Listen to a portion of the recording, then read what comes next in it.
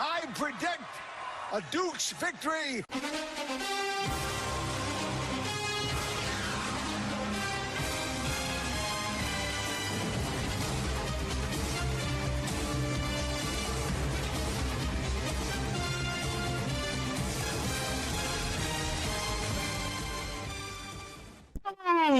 Welcome to another episode of the Crush Fantasy Football Podcast. Dolan, the producers have been in my ear, so I can't ask you about where you've been, where you are, what you're doing, who you're doing it with. So none of that nonsense today. Let's jump right into it. But how are you doing, my friend? We'll save it for later. We'll save it for later. I'm doing good. Good. Producers are telling us, let's get right to it. Let's not do it. So, our patient audience out there can hear that. Wait till the end for it. Dude, some A/B testing going on here. As always, right? We don't stray too far from what we know. So we'll start with Take Montezuma, sponsored by Soiree Season. If you want a wedding registry company that won't crash when AWS crashes, check out Soiree Season, promo code CrushFF for 25% off your first wedding registry. Dolan, I think you're feeling a little sick. You're coming down with some Montezuma. What do you got for us? No, that's not sickness. That's just a little bit of heat, because I think this is a bit of a hot take. And this is actually a take that is a little contrary to one that I went on earlier, and I think it's just, as season goes on, you got to change your tune a little bit. And I think my hot take right now is it's starting to look like the Micah Parsons trade was a win-win. I think the perspective from Green Bay is still kind of the same. I don't think there's a ton to really change there. I think, come playoff time, come January, Micah Parsons is still going to make some huge plays every game, and the Panthers are going to be more than happy for what they gave up. But I think when you look at it from Dallas's perspective, the way George Pickens is playing right now, I think if you had Micah Parsons' contract on the books, the thought of re-signing him would actually be a bit of a question mark and something that they would have to think pretty hard about this offseason. And I think now that they don't have to worry about paying Parsons as well, bringing back Pickens looks like a no-brainer. And with him, Lamb, and Prescott playing the way they are right now, I think that's just going to carry this offense for a few more years to come, as long as Pickens can keep his head screwed on straight.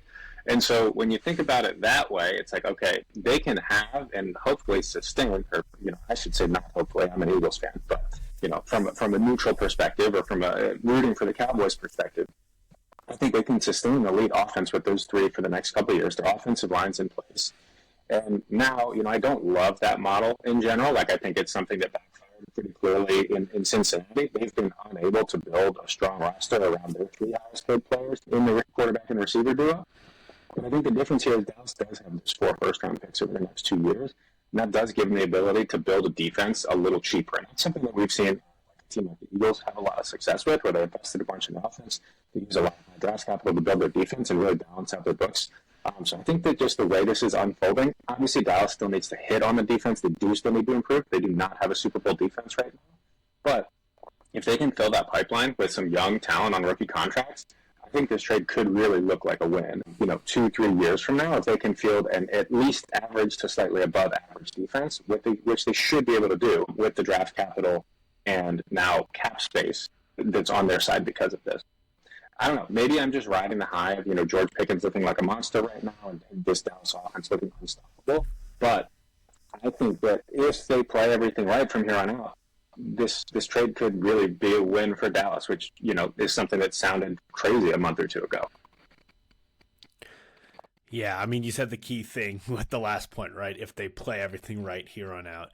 I think where I'm a little skeptical is I think we were under the impression that the offense this year, with or without Pickens, was going to be really good, kind of like it was 2 years ago. And so, yes, Pickens makes them better, makes them more versatile. Those two together are incredible, and we'll get to see more in that. But the defense is atrocious, right? And so I feel like a bigger impact on the success of their team this year would have been just keeping Micah Parsons on the defense and making the defense, instead of the 31st defense in the league, maybe they're the 22nd, right? And that's honestly better for the Cowboys' outlook this year than whether George Pickens takes them up from the 5th best offense to the 2nd best offense.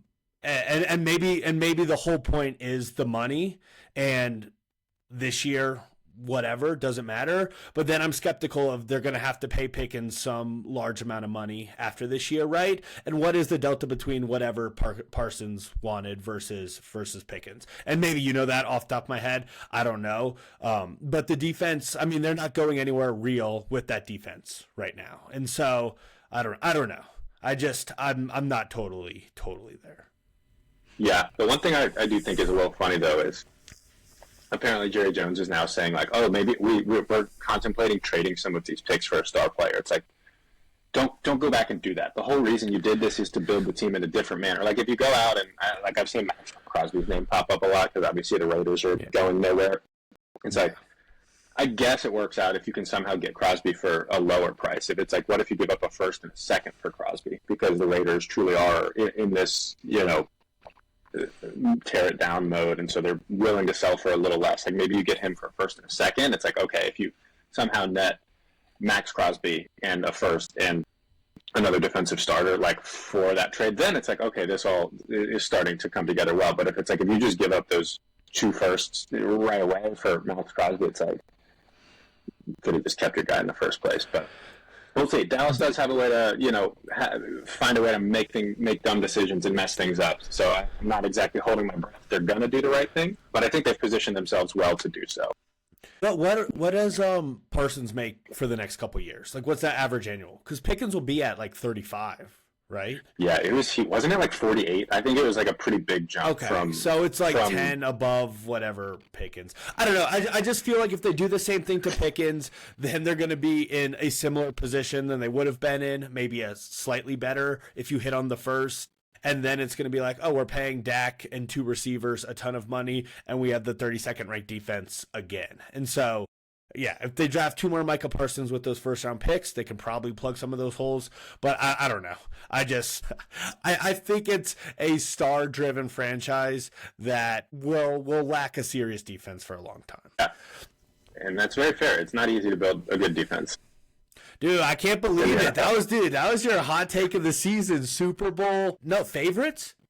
I think you called them favorites. I still really like the Packers, to be clear. Like, that's why I wanted to be clear. Like, I'm not saying the Cowboys are winning this trade. I think it goes from, like, there was a clear winner in the Packers to now a genuine possible outcome of this being a win-win. I still think the Packers are.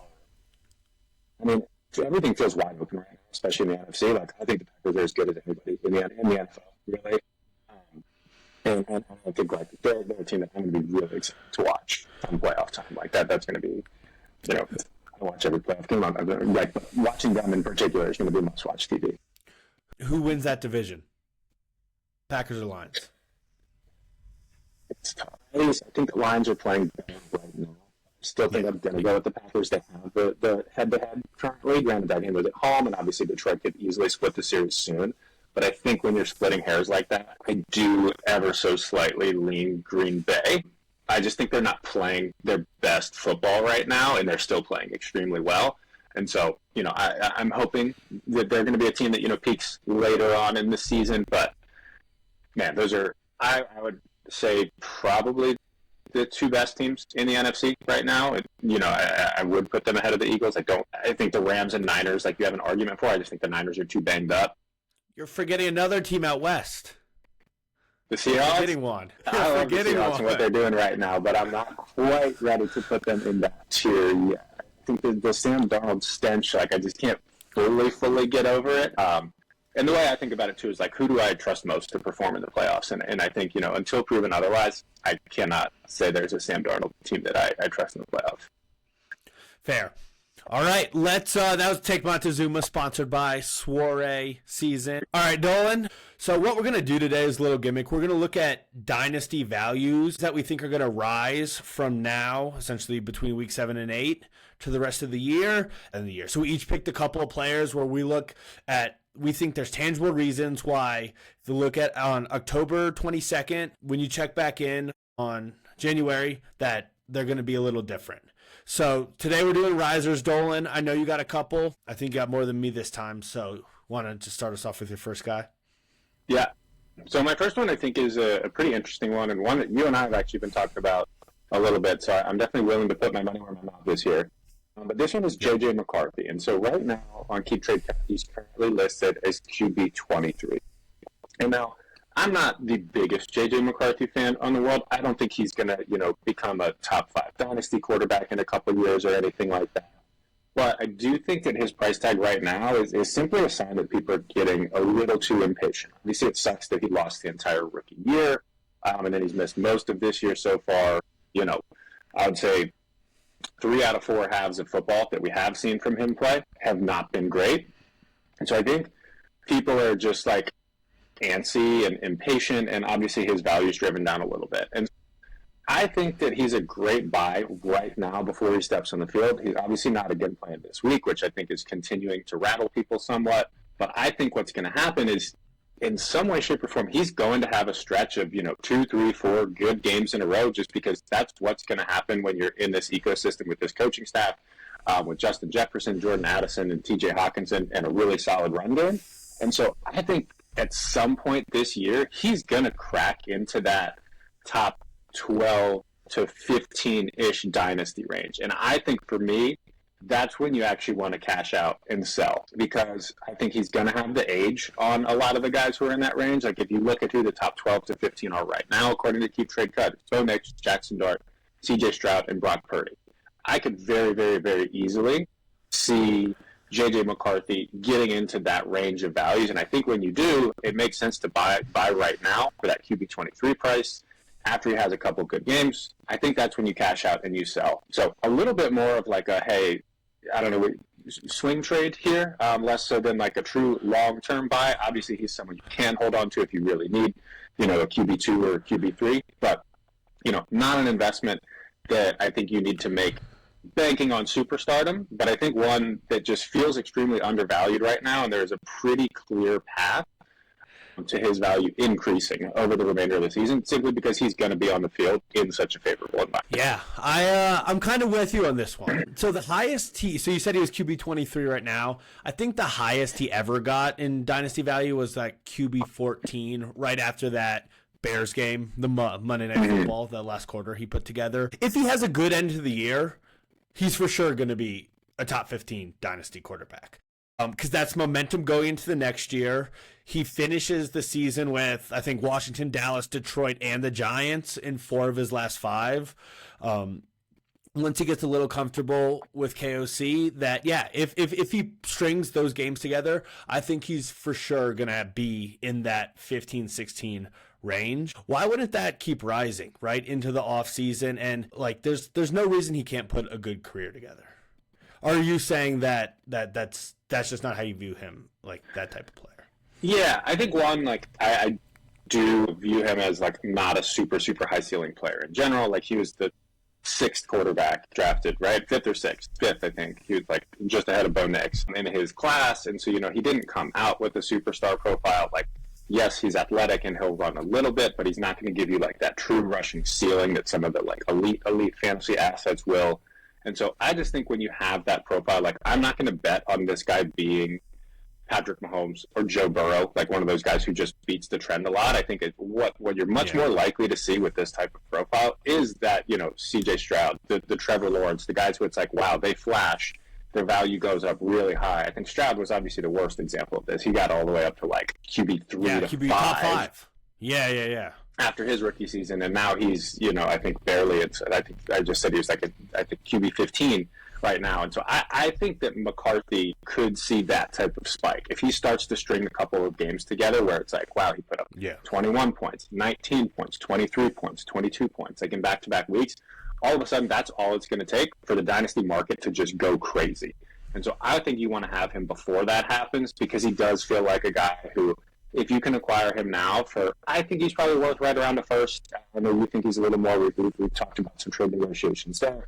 But I think he's very easily someone who, let's call it a 1st, maybe a 1st and some change to get him. I think after that hot streak continues, you can very easily get 2 firsts worth of value from him, because someone in your league is going to be excited. Someone is going to want a QB. Someone's going to want to get younger at QB, or maybe build the Justin Jefferson stack or whatever it is. They'll be like Justin Jefferson, Kevin O'Connell, This guy ended the year well. It took him 2 years. He finally got healthy. You can easily make the excuse for the high ankle sprain. You can be like, okay, he wasn't healthy. Obviously, it takes time for rookies. Just because he sat out a season doesn't automatically make you ready to go. He's going to need those game reps. And so, yeah, I agree with you. Someone could definitely talk themselves into it. I'm not sure he's not worth talking yourself into at that point. But on the flip side, what happens to his dynasty value if, let's say, he goes back and forth with Carson Wentz the rest of the year? Do you think it just kind of stays at, like, essentially QB 20? I don't think there's going to be any back and forth. Like, I think he would be starting this week if it wasn't a short week. The fact that they're playing on Thursday Night Football, it sounds like everything coming out of Minnesota is just like they are taking the most cautious approach and really playing the long game with him possible. So I do fully expect him to start again next week. And, like, look, the way Carson Wentz is playing right now, like, JJ McCarthy's, like, it'd be very hard for him to be worse. And so it's like, if you're going to get bad quarterback play one way or another, take a shot on the guy who is, young and can actually learn from his mistakes. It's pretty clear by now Carson Wentz doesn't. So I think even if it doesn't look great, like, the Vikings have no incentive to go back to Carson Wentz because they know they're not winning a Super Bowl with him. So they might as well start playing for the guy who maybe it's not this year, but in the future could hopefully get him there.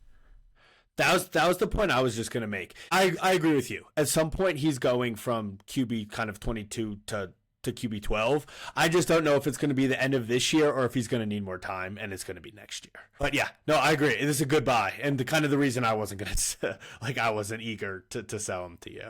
Yeah, totally fair. All right, you want to give us yours? Okay. No, that's a long one. Let's keep it moving. So mine is a bet on the Ravens offense. So the vibes, kind of everything in Baltimore has been as bad as it can be to start the season. But I think there's a chance this Ravens offense will figure this thing out after the bye week, so last week. And the biggest beneficiary of this, in terms of like a dynasty value perspective, will be Zayflowers. Obviously, the Ravens defense has been borderline the worst of the league this year. So there's a chance they're going to keep playing. I know it's going to get a little healthier, but there's a chance they're going to keep playing a ton of shootouts. Harbaugh, Lamar, Derrick Henry. These are veterans. These are professionals. These are guys who have done it before. They're not going to mess around. They're going to want to go win games and win games handily. Like, they don't want to come down to one possession games. And so I think they're going to throw the ball a lot. Zay right now is around kind of wide receiver 25 in dynasty rankings. I think if he puts the second half of this year together, which I think is coming, I think he's going to be in that kind of, let's call it 18 to 20 range, and maybe even higher depending on the heights this offense. And I don't know, I kind of just think Zay's coming to his own. Before Lamar injury, like, he's fifth in route participation. He's at almost a 30% target share. Like, the peripherals are better than they've been in the past. Zayflowers, I think they want to feature him. I think they want to get the ball into his hands. And I think there's going to be a lot of big games. I think the floor isn't as low as it used to be. And I think the spike weeks will for sure be there. Yeah. I haven't always been a huge Zayflowers guy, but I've really liked what I've seen from him this year. And I do think that we're kind of getting to a point where he's arguably the best player aside from Lamar Jackson to have the ball in his hands in that offense. Like, he's just so good at picking up chunk gains after chunk gains after chunk gains. And granted, a lot of that is circumstantial because defenses are always going to focus on, Henry, Lamar in the run game. But he's so good at getting open downfield. And it's just like, Lamar's so good at buying time. It truly is just like a match made in heaven of, like, him, this offense, and this quarterback. And like you said, they don't really have anybody else to throw the ball to. I know everybody's been waiting for, this Isaiah likely breakout to happen, but it's looking more and more each passing year like that's just not going to be a thing. Like, there's not a wide receiver 2 or 3 you're excited about. And so, I think this is one where the offseason could very easily change it. He is one of those guys who feels a little fragile in the sense that all it takes is the Ravens to sign or draft one receiver, and a lot of what we were excited about with Flowers, goes away. I don't think he's someone who necessarily has the talent profile to demand a ton of targets if there's another great receiver in the room with him. But I think if we're looking at, like, who's going to rise over the course of this season, I think he's going to put up great numbers down the stretch. And he's still young. And so I'm with you on seeing the path and the argument for how it could go well for Flowers rest of season and what that would do to his dynasty value. Yeah, it might even be a thing where he's at a level after the year where he probably shouldn't be at, to your point, right? They draft someone, they bring somebody in, and then it's like, okay, now I have a real chip to sell. But you buy the Ravens turnaround? I think it's coming. I don't know if Lamar's playing week 8, but I think they're going to string together kind of like the Bengals did last year, 7 of 8 or 8 of 9 or something. Yeah, I mean, I think, I'm a huge Ravens believer in general, and so I do think they just had way too many bad bounces this year. Will it ultimately be enough to get their way into the playoffs? That might be a stretch just because of how deep of a hole they're in, but I don't think they're going to be folding anytime soon. I think they're going to come out guns blazing, and I think that offense knows they're going to have to put up points, and I think they will. Yep. That's where this fails. If Lamar sits out 2 more weeks and they fold, then Zay's going down with the ship. He's not Jamar Chase. All right, I think that was good for Zay. You want to do your next one, Dole? Yeah, let's see. Who do I have here? Next one, this is another one that's somewhat similar in just the logic of JJ McCarthy. That's actually Coltstonloveland, who I think a lot of people forgot already, was the first tight end drafted in this year's class. He was the 10th overall pick. I know everybody and their mother is getting excited about Tyler Warren, but he is a guy who you're not seeing his value in fantasy go up anymore. He's already in that elite, Brock Bowers, Trey McBride type price tag. And I think that's made Coltstonloveland a bit of an afterthought. I think a lot of people are viewing him as a disappointment already. But I think we need to remember tight ends do take some time to grow oftentimes. Like, yes, we've seen some, early immediate breakouts in recent years, but, McBride, for example, didn't really become a star until year 3. And, I think Loveland is slowly but surely starting to become more involved in this offense. His snap share continues to go up. And, sometimes it's even in favor of Cole Kmet, which I think is the really positive sign that we're seeing here. It's not just like, Loveland got a bunch of snaps because they were running a bunch of 12 personnel this week. It's like, hey, this past week I think was where I really noticed that it was like he only played about 50% of the snaps, but Kmet also only played about 50% of the snaps. And so it's like he's actually, when they're running just one tight end sets, he's pushing Kmet off the field. And I think that's a trend that, to me, feels like it's going to continue. And one, I also just love Loveland as a prospect. I actually did have him higher than Tyler Warren, which, maybe that was a mistake, but I still think moving forward, he's going to be an absolute star, and it's just a question of when. And then I think the other component of this is just the Bears' offense is absolutely clicking right now. It's very clear that they're finding this groove. Caleb Williams is, a guy who you start to feel confident in being a great long-term quarterback, someone who's really going to be able to support this team, moving forward and be elite. And I think Williams has obviously pretty clearly found his number one guy. Like that is Rome Odunze, and I'm not saying by any stretch of the imagination Loveland's going to come in and become his number one guy. But I think his number 2 spot really is up for grabs. Like, there's no one else aside from Odunze who I feel like he's been, hyper-focused on. And I think especially when you look forward to next year, and DJ Moore is likely out of the picture, I think it's just like taking longer than we want, but I think everything is coming into form for Coltstonloveland in a really good way. And I think he's someone who, maybe the manager's kicking themselves for spending a late first, early second on him, and they want to offload, or they figured something else out at the tight end position. I think he makes for a great buy, and one of those guys who, similar to McCarthy, all it's going to take is like 2-3 games in a row where he, scores a touchdown, sees 8 targets, whatever it is, towards the end of the year. And people are going to be looking at this in the offseason and be like, this guy's like a borderline top 5-ish dynasty tight end. At that point, I know that's probably a little rich, but I think you got like the big 3 again, and Bowers, McBride, and Warren. And then after that, it's pretty up for grabs. And I think Loveland has as good an argument as anyone for entering that tier.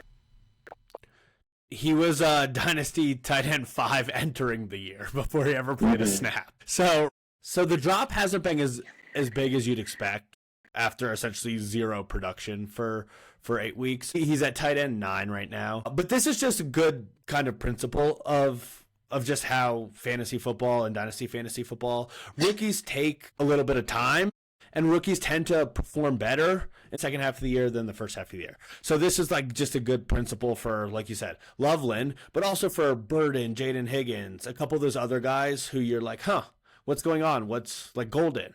Well, why aren't they seeing any targets right now? So yes. So I think there's definitely like this playbook has been played before. It scares me a little bit, to be honest, that Cole Kmet's not having a good year either. But essentially, Cole Kmet's having the worst year of his career, and coltstonloveland's been invisible. Yes, a little hurt, but invisible. So I don't know the intricacies of how Ben Johnson's, they're obviously running the ball extremely well. Like you said, I think Odunze is a very clear top target and first read, where they're kind of sprinkling a bunch of other guys in there.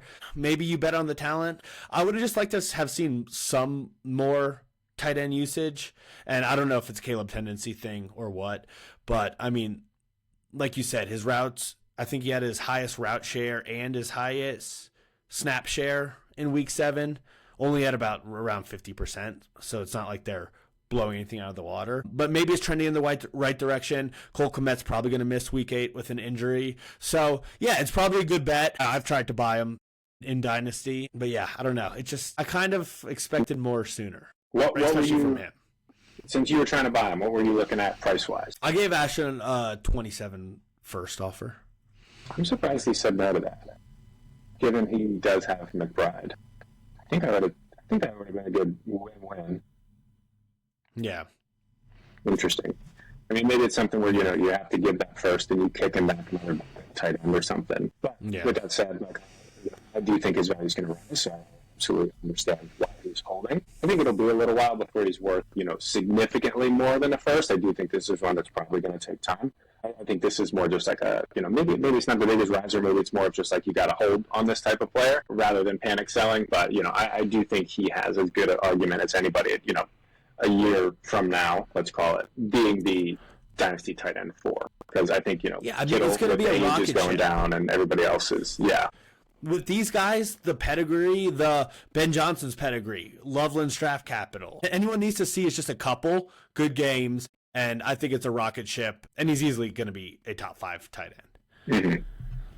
Yep. I'm not saying it's going to happen, but if he strings those games together, I think people, like the community, will buy in, right? And so, yeah. Man, I thought the tight end thing shifted. It used to be they take 3 years, then it was like, no, we want it now. Yeah. And then it is interesting. I do think one of the bigger differences I've noticed there is I think these tight ends that come out as truly the more like receiving types have a little bit of a smoother transition compared to those that do everything. And I think Loveland is a fantastic blocker as well, and so I think he does play a little bit more of that traditional tight end role.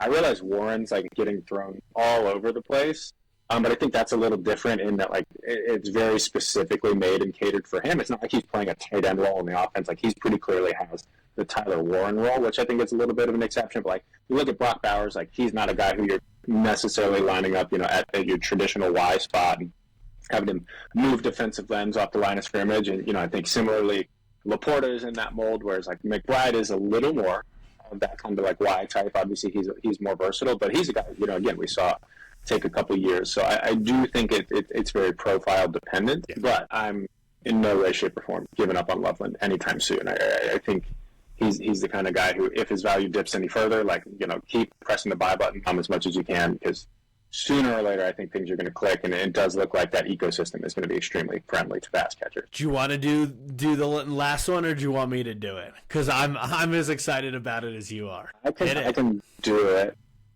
Hit it. And I think this is one, my note for this one is this is not going to be the biggest riser in terms of like raw number of spots, but I think it's going to be the biggest riser in terms of just like impact of spots and really cementing himself into that elite tier. And to me, that's rasheerice. And when I looked at this, I wouldn't be surprised if the ranking's gone up, since then.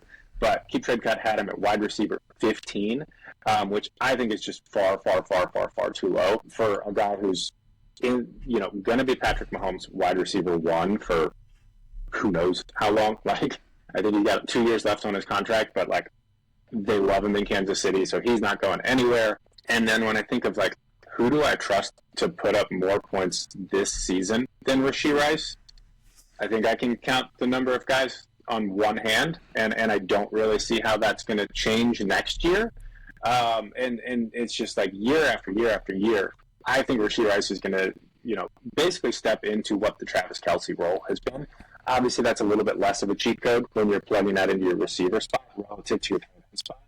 I still think on a week to or year-to-year basis, that's going to be, a borderline 100-plus catches, 1,200-plus yards, and double-digit touchdowns basically every single year. And so, I don't love betting on touchdowns too much, but I think Rasheerice is probably going to be like the odds-on favorite to near the odds-on favorite to lead the league in receiving touchdowns like every year for the next 3 to 5 years.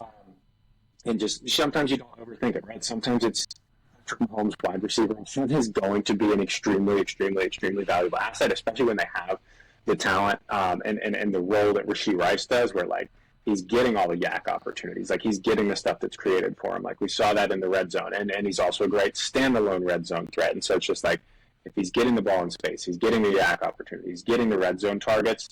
It's like pretty clear he's going to be not just like a really good dynasty asset whose value I think has just been suppressed because he's been off the field, similar to J.J. McCarthy for a year and a half now. But when I think about it, I have him all the way up at my wide receiver 7, which I think is, a huge difference between where Keep Trade Cut has him, again, at wide receiver 15 last I checked. But when I think about it, there's really 6 names that it's like, okay, I think these guys probably belong ahead of him. And that's, Puka, Jamar, Justin Jefferson, Jackson Smith and Jigba, Amon-Ra St. Brown, and CeeDee Lamb. Those are the 6 names, wow. And then after that, like I can see the argument. Like if you want to say Malik Neighbors, sure, but I'd rather just have the production this year. Like I don't think Neighbors is going to drastically outscore Rasheerice over the next couple of years to the point where it's worth losing this whole half a season. And who knows what he's going to look like coming back from an ACL. I think he should be fine, but there's the risk there. I think Igbuka is the other one where like I see the argument, but it's like just give me the guy catching passes from Patrick Mahomes. And then I think anybody else, like it's like, I think it's a little more clear cut, pretty obviously, Rasheerice for me. I was going to do that exercise with you. I knew you were going to. I was shocked to see Tet, Garrett, and BTJ ahead of him. Maybe that's just the system taking time to recalibrate once he comes back, since he's only played 1 game. But I'm shocked. I mean, Rasheerice has been telling us who he is, and the Chiefs have been telling us who he is essentially since the back half of his rookie year, when he had those 6 games down the stretch when he was getting kind of 8 to 10 targets a game. He was ready to take off last year. He was productive from the first snap until he got injured. All they did off season was talk about how their offense needed him, how their offense didn't function without him, and then he comes back, and I know he didn't get a ton of snaps, but his target share was insane. He caught 2 touchdowns, and this is just the start of it. Yeah, I honestly wanted to take the other side on this one, but it's just, I was shocked that he wasn't a top 10 dynasty receiver.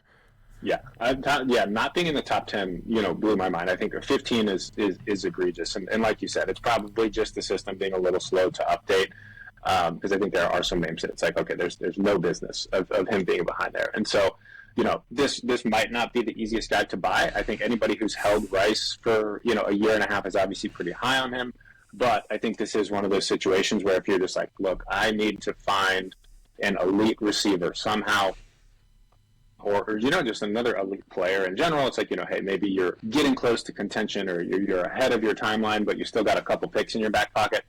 I think he's the one that you're willing to just like unload the clip on and say, I'm going all in, because you can't buy the Jamar Chases. You can't buy the Justin Jeffersons, the Puka Nakuas. But I think Rice has not fully solidified himself in that tier yet. And so if you can get him for 80 to 90% of what those guys cost, I think you're going to get basically 100% of the production. It's obviously, he's still super young. And so you're going to get that for years and years and years. So I think he's the one where it's like, if you're looking to make an extremely aggressive buy, he's the elite receiver you can possibly get. It's not just like as soon as you bring up the name, the manager's going to put the phone down. That's how it'd be for me. Like, so, anybody in our league listening, don't bother trying. You can't have him. But I know that's not going to be the case across the board.